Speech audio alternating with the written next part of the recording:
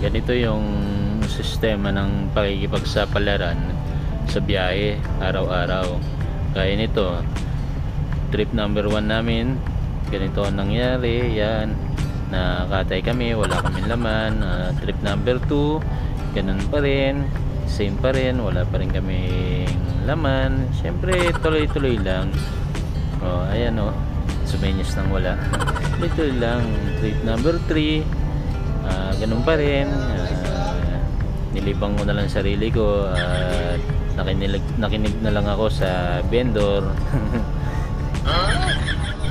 Siyempre ang biyahe hindi naman laging tiyempo, kasi yung ibang kasamaan mo naghahanap buhay din naman. Yan. At ito nga, siguro kailangan ko muna ng pampaswerte. Nagkape muna ako.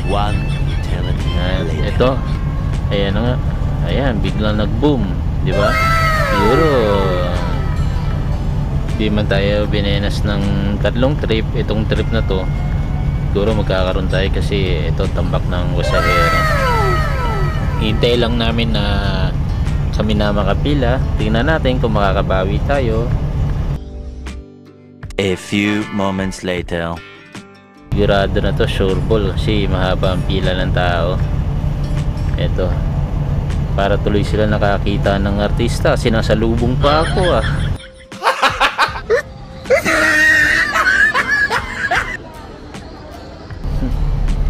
Ayan napakahaba ng pila ng pasahero sa amin. At dito sa may Ayala Malls, tayo na kami at nagtayuan pa sila. Tayuan! Diretso na po sa taas para makasandal kayo. Diretso po dyan sa taas, maraming sandal. Ayan, at di na magkamaya ang mga pasahero. Pagka ganitong sitwasyon na walang bus, sila mismo na yung sumisiksik para makasakay lang. Kasi di bali nang may pagsiksikan ka, makakauwi ka naman, di ba? Ganun talaga ang buhay commuters, walang arte-arte. Pag gusto mo talaga makauwi, iwanan mo na yung kaartehan mo sa bahay. Vitaridge po. Vitaridge. Ang pagiging commuters may kasama sakripisyo yan. Sik na! Ito, para makabante na tayo. So ayan, di ba, nagbunga naman kahit na hindi tayo pinalad nung unang mga biyahe.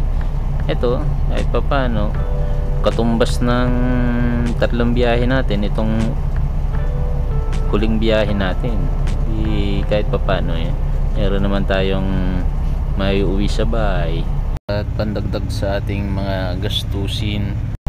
At isa pa muli, salamat sa lahat ng nangyayari sa ating buhay, taas man yan o baba, lagi tayo magpasalamat sa ating may kapal. So ingat, God bless sa ating lahat. Happy safe trip mga kaibigan.